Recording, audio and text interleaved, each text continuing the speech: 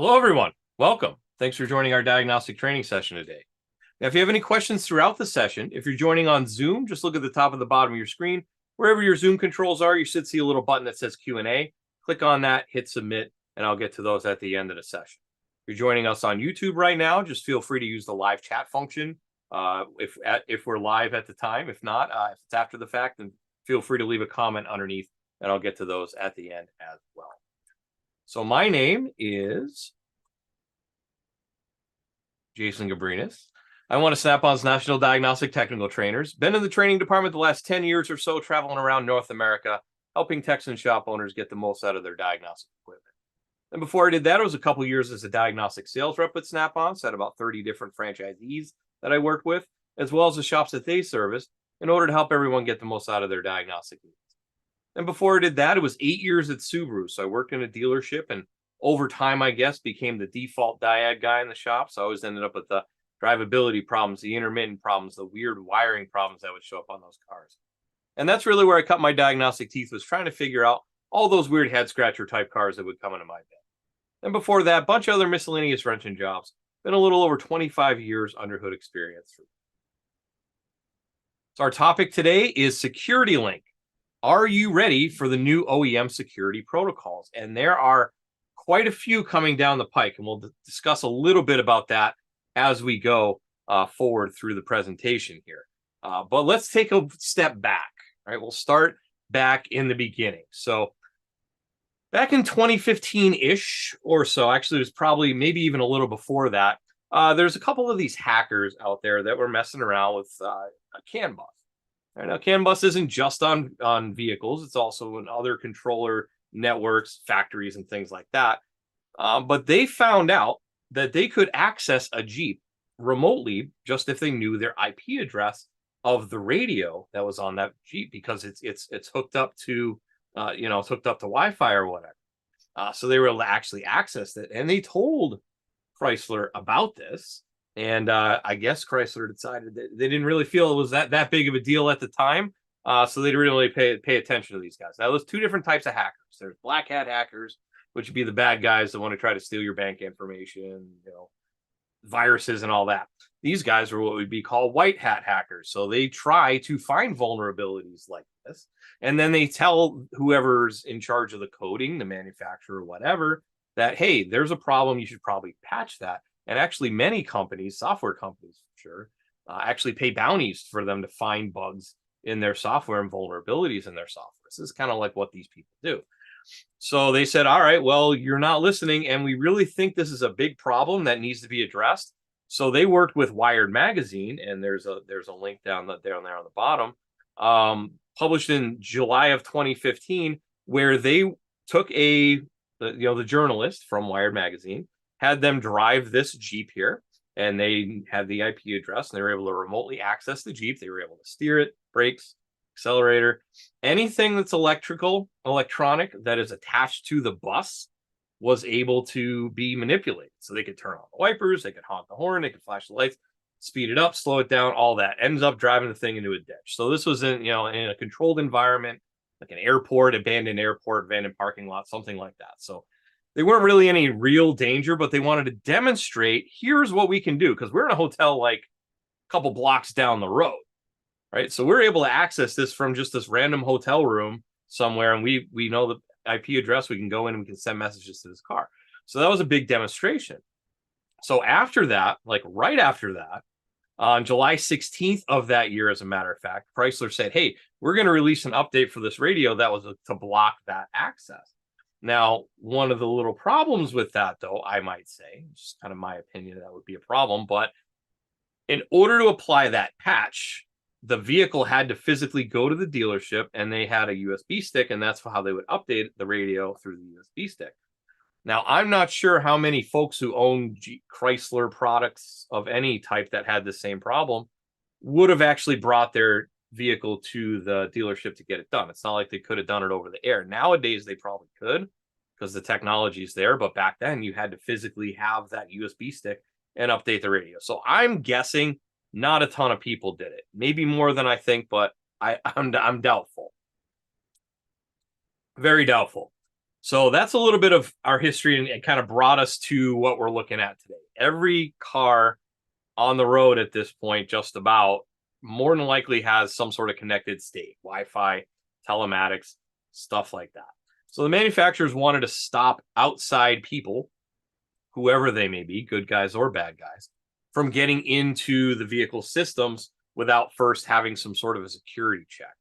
So this was the first one, at least to the mass market, was just this little security gateway module that Chrysler put out back in 18. So it's pretty much a lot of 18 model years, and then pretty much 19 and newer Chryslers are going to be affected by this. And more than likely, I would bet if you're watching this now, that you have had to deal with one or two of these, at least, if not more, out in the field there, out in the shop. So we'll notice that the OBD connector here is the wiring diagram, of course. So there's the OBD connector here. So all the wires go in, and it goes to the secure vehicle gateway before it goes out to the rest of the vehicle.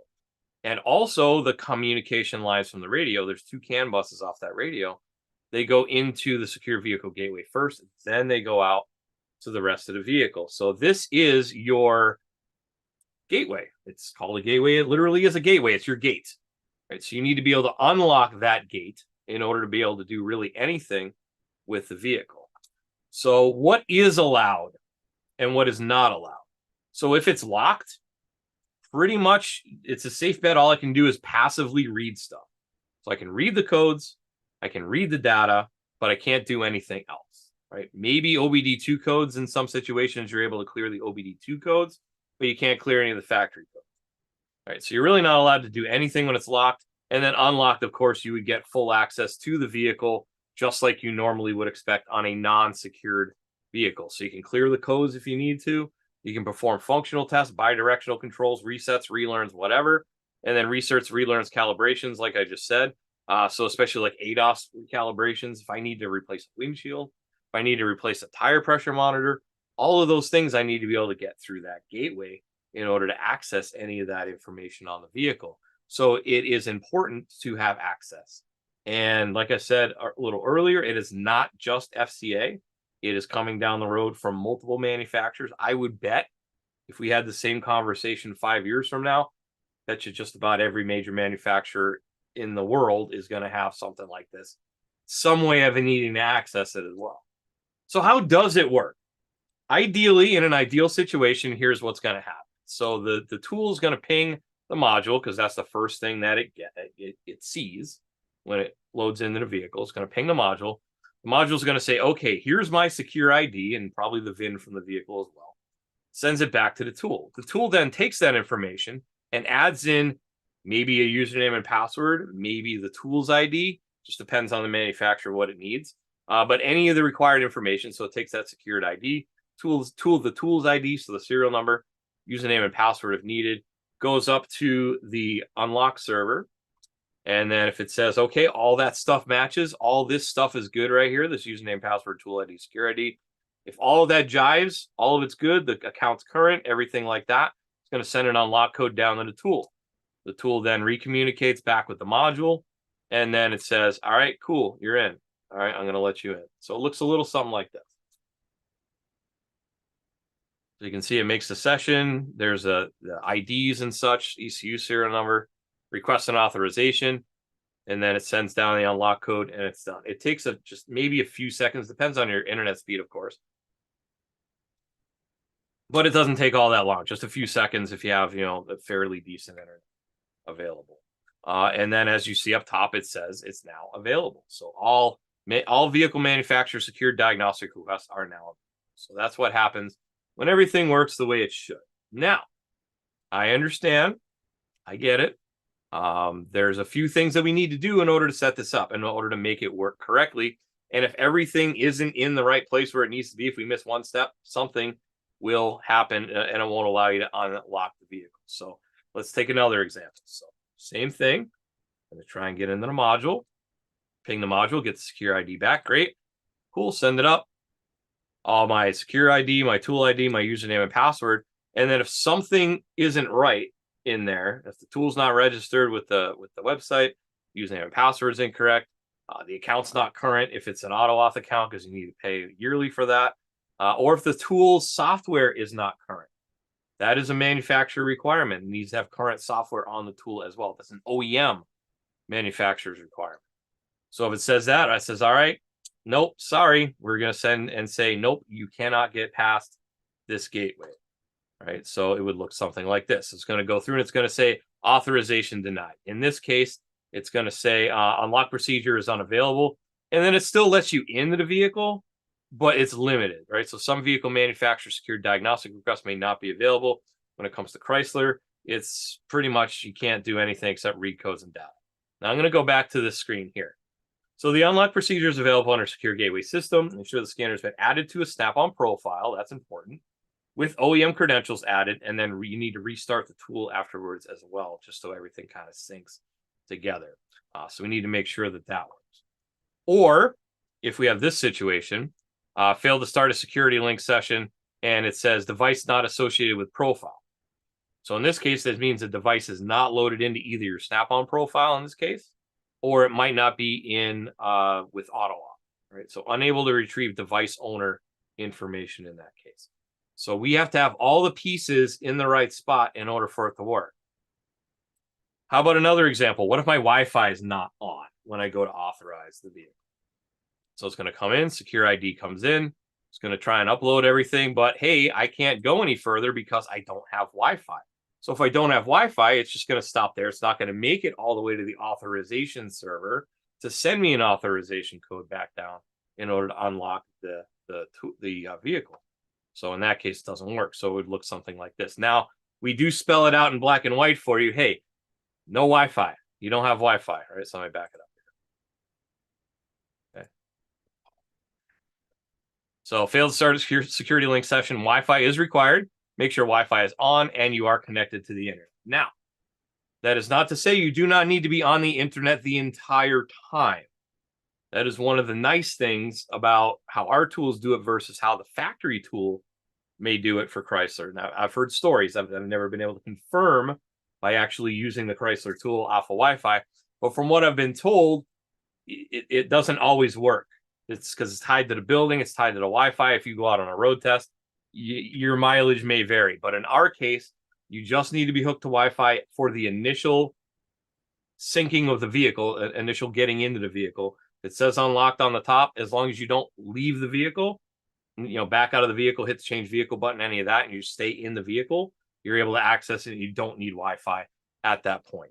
So you just need it for the initial contact of the vehicle. And of course, all the other things too. So as far as right now, as I'm recording this in November of 2023, well, it's November 9th, right? Something like that. November 9th, right? Doesn't matter what date it is. As of right now, November 7th, there we go, November 7th. As I'm recording this, the only two manufacturers in the US that have this requirement that we have access to. It's a lot of words there, but I need to be very careful about how I phrase things because there are other things that are going on outside of this, and we'll get to that. But as of right now, the two manufacturers for a Snap-on tool that you can access using a Snap-on tool with these secured gateways are going to be FCA, US, so that's going to be Fiat, Chrysler, Jeep, Dodge, Ram, what have you. In order to access those vehicles, you need current software on the tool. You need an internet connection, and you need a third-party account, which would be AutoAuth. Right, so AutoAuth is the third party that facilitates this for Chrysler. Ford also has secured functions behind a gateway, but due to our agreement with Ford and our contracts and what have you, the only requirement you need for a Ford, you don't need anything extra. You don't even need to do anything except make sure that your tool is registered with your Snap-on account, is current software and an internet connection, right? So that's what you need right now. So once again, to recap, FCA, current software on the tool, that is a requirement by the manufacturer, not by Snap-on. Internet connection, because you need to be able to contact that server. If you can't contact the server, it's not going to unlock the vehicle. You need to have a current AutoAuth account. So in other words, the has to be paid up, right? $50 a year. Tool needs to be registered with AutoAuth as well. So there's, I'll show you when we go live on the tool where you're going to find that information. and the serial number has to be registered in AutoAuth as well, so it can recognize the tool when it communicates. The tool also needs to be registered in your Snap-on account.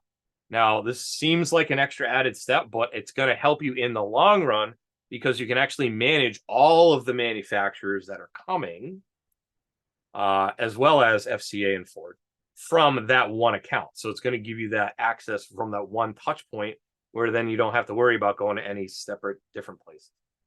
Your AutoAuth username and password also needs to be registered in your Snap-on account. So we're going to talk more about that when we go live as well.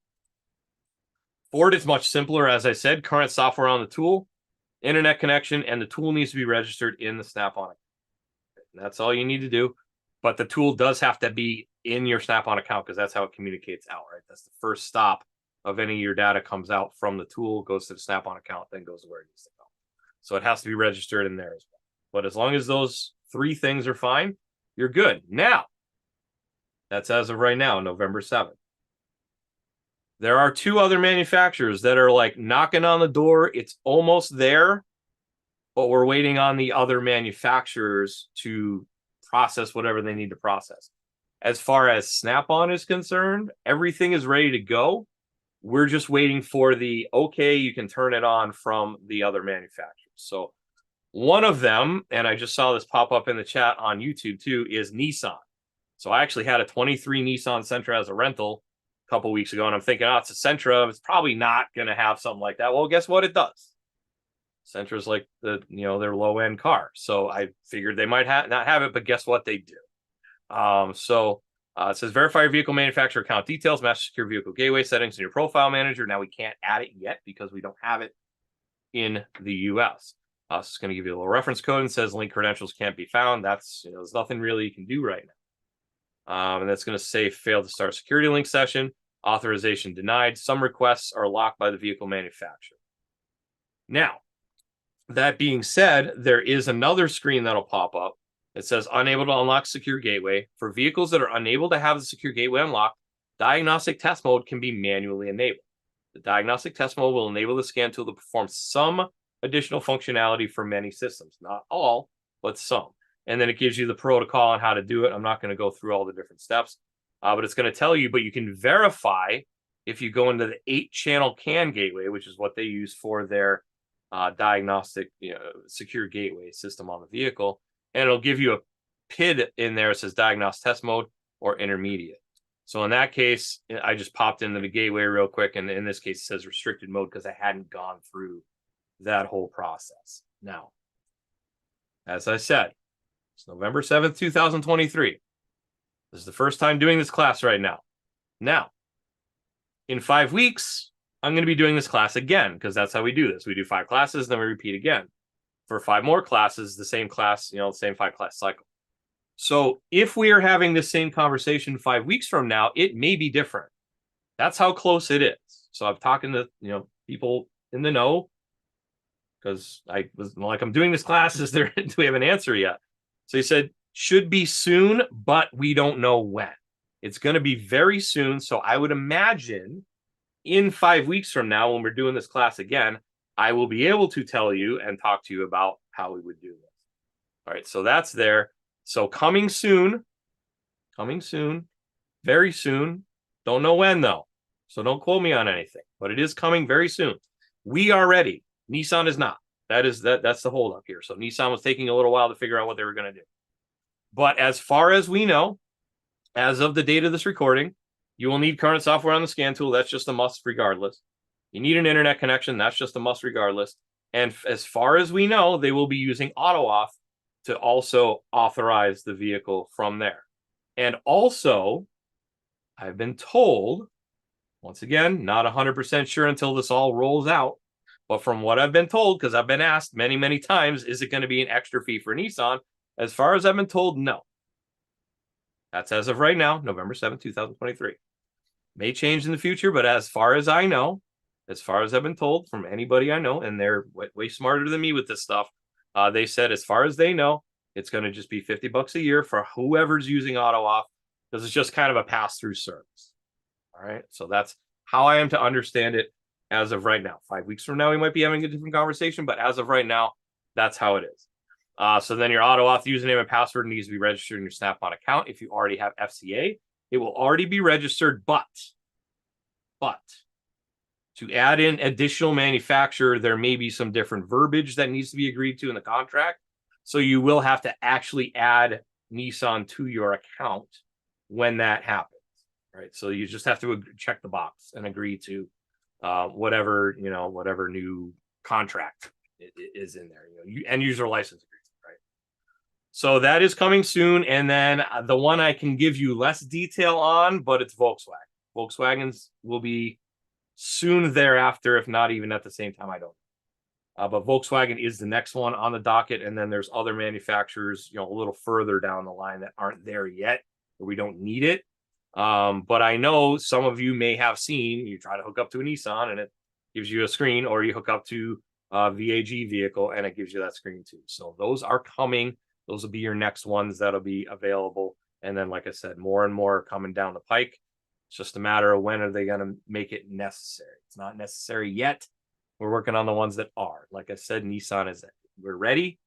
Just got to flip the switch when they say yes. Volkswagen, same thing. We got to flip the switch and say yes. And it is going to be different, but it'll be manageable through your Snap-on profile. So let's go live, both on the tool and on the websites that we need to talk about. I know it's a lot of information to cover. But the manufacturers, as a whole, overarching, that's how it works, right? It takes the digital ID, syncs everything up. As long as everything looks good, it unlocks the vehicle. That's pretty much how every manufacturer is doing it.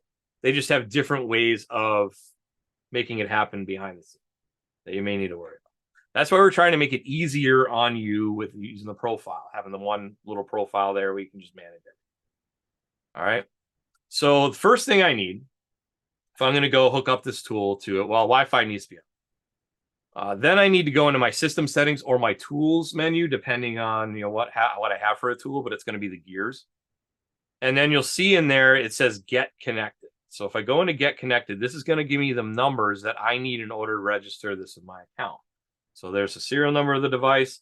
The PIN and the code will change every single time you leave the screen. So I'm just going to back out. You can kind of see what it is.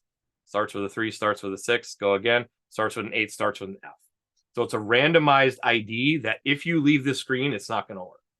So just remember that. So you need to stay on this screen on whatever scan tool you have, Snap-on tool you have. So on the Zeus, you can't flip back and forth. You have to stay on the screen. But on a Zeus, you could go and open your browser. Otherwise, if you got a Trident or an Apollo or a Solus or any of those, you can just go to an internet browser of any sort. And then we're going to come in here. Now, this is where you're going to manage your account. The easiest way to get there is going to be altusdrive.com because that's the Snap-on cloud. Hopefully, you already have the tool in there. If you don't, that'd be a good time to do that. You can create an individual account if you do not have an account. And then I'll just log in over here since I already do have an account. And you do need a tech account. So another source of confusion is if you already have Shopkey or Mitchell, you have a shop account. But a shop account does not allow you to add scan tools. So you actually need to have an individual account that's not your shop account. Then you can tie the two together. You can add technicians and such. But once I'm logged in, here's all my uploads, right? So I'm going to come down here, profile, down here on the bottom. And then I'll open Profile Manager. Now, this is multiple clicks. I have to log in a couple times, but still, this is, as of right now, this is the easiest way to do it. So I'll log into my tech account again. And it says I'm already in there, so I'm going to log myself out, and then it should be good. All right. Suppose you can go to profilemanager.mitchell1.com as well. That'd be a direct link to get you. So there's all my information. And then down here, it's going to give you first device management, which is where we need to go first. Go to device management, and then it's going to be add device. And then you're going to plug in that serial number, PIN, and code from that previous screen I just showed you. I could just flip back over here and punch that in if I needed to. It's already registered, so I don't. And then you'll give it a nickname and then hit save. And you can see I have a lot of tools there. We go over to security link now. After that, it will list my manufacturers that I have linked here. Now, the only one we need to do over in the States as of right now, in North America, States and Canada, is FCA. So that says it's managed by AutoAuth. So the nice thing we've added here is I can just click on that and it'll open up the website so I can go in and set up an account if I need to, or I can just plug in my email address. Right. So it says I need to refresh. And I'm just going to log in here, make sure everything works. All right. So here's my here's the website. I can go to manage tools. On AutoAuth, I can go in there and I can plug in whatever tools I have. Now, if I wanted to add a tool, you can put it, the name is only available for a higher end subscription. You really don't need it unless you want all that functionality. But then you go down to Snap-on, of course, and then model. So we have two different options here. So all other models are going to be your scans. TPMS models, if you have a TPMS 5, you can add it here as well because TPMS 5 has OBD2 functionality, so you can go in there. You plug in the serial number, hit add tool, and it'll add it. So that's how we can access it from there. If I wanted to edit this and like change the username and password, we can do that from here. It is going to check your username and password as well. So if it's wrong, it'll let you know at that point when it's wrong, so you can change it. And then I just got to check the box, hit save, and then there we go. Now, if we look down here on the bottom, we are a global company. We have scan tools on, everywhere in the world. So there may be other ways to do things in other parts of the world. So in this case, we have FCA International, which would be over in Europe. So if you're in North America, that's not going to do anything for you. So you could add it, but it's not going to work. And that is Fiat technical information over there in Europe. So you actually have to go in and create an account with them, and it's managed directly through Mopar, I guess, or Stellantis now, right? So it's managed through there. Also, Nissan in Europe. It is already available because they have the contract signed over in Europe with AutoAuth over there. But it is AutoAuth over there as well, and that's going to be the same thing. You could add it to your profile. Now, if you see here, it says Nissan North America down here. Remember how I said it's coming very soon. It is ready. All we got to do is turn on that little plus sign. Once that little plus sign turns on, you can add it to your account. If you already have AutoAuth, it's going to transfer your information over, and then you can go from there. Now, it says coming soon, learn more. So if I click on learn more, it's going to bring me to, accept all my cookies. It's going to give us some news on this. Now, this was back in April. Like I said, it's taken a while to get here. And we're almost really, really close to be there. So it is still possible to read codes that unclear codes without unlocking secure vehicle gateway. OEM credentials are only needed to perform certain functional tasks. And then if you want to sign up, you can click here to sign up to be notified when Nissan services are activated. So that might not be a bad idea. If you want to get an email the second we turn it on, or probably not the second we turn it on, but as soon as we turn it on, we'll let you know. You can put in your first, last name, and email address, and we will notify you when that is ready over here in North America as well. I also want to mention for our folks watching over in the UK, we do have a something set up over there because I know managing like the payments and such through the different manufacturers was a little onerous, I guess I could say, a little bit difficult. Let's use a smaller word. We'll call it a little bit more difficult over there. So we actually have a app that will, or not an app, like a web page that will allow you to have us manage the payments to whatever manufacturers. That allows you to get up and running a lot faster because I guess some of the manufacturers were dragging their feet on getting accounts set up. So we take care of that for you over there in the UK. I don't have a ton of information on how that all works and what the screens would look like, but just know that it is available over there, and you can call tech support over there if you are over there, and they will be able to help you out with that. So that is a lot of information to go over. I see we have quite a few questions and comments, so we'll go over that as well. But that is, in a nutshell, Security Link. And like I said, we may have a different discussion a little bit later on this year, but we're not there yet. So as of right now, that's where it stands as of November 7th, 2023. It may be a little bit different in a little while. So that is that. Now let's talk about what we're going to talk about next week before I get to questions. So next week, we're going to talk all about fast track intelligent diagnostics and how we can use that to speed up your diagnostic workflow. So fast track intelligent diagnostics, of course, is Snap-on's proprietary information, proprietary software that allows you to filter all the information on a vehicle down based on a code, year, make, model, engine, and code. And it allows you to not have to do a lot of the manual tasks you may have used to have to do, like set up PID triggers and set up custom data lists, and what one of these 200 functional tests do I need to do in order to solve this problem, right? So that's what that's going to do for us. We're going to walk through how that works and how that will apply to your workflow. So hopefully you can join me again, same time, same place, every Tuesday, 6 and 9 Eastern, 5 and 8 Central, 3 and 6 Pacific. Go to snapon.com/OT to sign up and visit us on Zoom. Otherwise, if you want to watch on YouTube, I stream live to YouTube like I'm doing right now. 6 p.m. Eastern class goes there.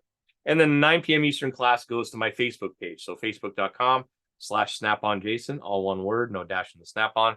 You can look me up there, give me a follow there, and I'll keep you up to date on any of the classes going on there as well. Make sure if you are watching on YouTube, though, you give us a like and subscribe. It's really helped. We've really been able to grow that channel quite a bit over the last couple of years. So we definitely appreciate all the subscribers.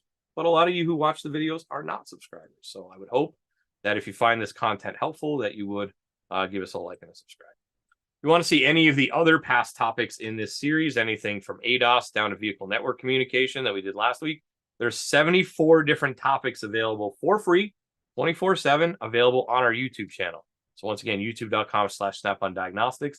And then there is a playlist available for live training that would have all of these available options that are up there, plus some other one-off webinars we've done in the past as well. In a moment, we'll answer questions. I just want to make sure I also mention my buddy Keith, who also does free training on your scan tool. So every Wednesday, it's on Zeus Plus, and every Thursday, it is on Apollo and Triton tools. He goes through everything from let's make sure everything's set up. We talk about secure gateway and our security link and making sure your Wi-Fi is on and all that. I walks through code to completion on intelligent diagnostics as well. Shows you how it's going to help you speed up your diagnostics. And then after that, that's about an hour or so. Then after that, he takes about a 5-minute break. And then he comes back and talks through the scope meter, graphing meter, all those scope and meter functions on the tools as well. So it's a very thorough class. Keith's been with us for over 35 years. Came over from Sun Electric when we purchased them way back in the day. So he is very knowledgeable when it comes to our scan tool. So he is the man for that. All right, let's look at questions. So I got a couple on Zoom. Let's get to those first. Norman says, is this also required in Canada? Yes, absolutely it is. It is required anywhere in North America. Well, north of Mexico, I guess. But yeah, anywhere in North America, it is required. And then Brian says, great information. Thank you very much, Brian. I'm glad you enjoyed it, and hopefully you can refer back to it if you need to. All right, let's look at YouTube. So Quinn is checking in, saying, what's up? Hello, welcome. As always, Quinn, thanks for joining us. Stuart says, just bought Triton D10 last night. Congratulations. Wonderful. That is a wonderful tool. And let's make sure we get it all set up, right? Make sure you get it set up on your Snap-on Cloud account and all that, and you'll be able to do that. Stephen Me says, you have to maintain an internet connection in order to view data stream on a test drive. So I did answer that question in the middle of that because I did kind of see that pop up out of the corner of my eye. But no, you just need it for that initial link to the vehicle, and then you're good to go. Stuart says that his Triton D10 is super fresh. Excellent. Nick says hello from England at 11 o'clock at night. I always appreciate you coming in that late at night to increase your diagnostic knowledge, watching live. Let's see. Stuart also says he hadn't used it yet, had an Apollo, just upgraded to the D10. So that's excellent. Congratulations, as I said. Naveed says hello. Hello, Naveed. Quinn says it's cool, the information there. I think that was when they were driving the truck remotely with that. David Doyle said Nissan. Yep, 2023 Nissan is using this. It's actually a little bit further back. They were using it probably 21 or 22, just a couple models on Nissan. But now I think it's pretty much everything in 2023, which is why we're like, let's go here. We're waiting. We're ready. Why aren't you? So yeah, so over across the pond, of course, it has been for a few months, but we will, like I said, over here in the US and Canada, we will be good to go once it's available. Nick says he can't wait for next week's training. Thank you very much for the helpful information. You're very welcome, Nick. Always appreciative The Winton 29 also says hello. Welcome for joining us as always as well. So that is looks like that is all the comments and questions we have for today. That's good. So with that, I'd like to say thank you. Thank you very much for joining me. Hopefully we learned a little bit more about those pesky secure gateways and how Security Link's going to help us manage all that kind of from one place, that one website there. So that'll be very helpful when these other manufacturers start coming online very soon. And then also, hopefully you'll join me next week for Fast Track Intelligent Diagnostics. We'll see how all that works and how that can help us out as well. With that, enjoy the rest of your week. Enjoy your weekend. Have a good night and take care.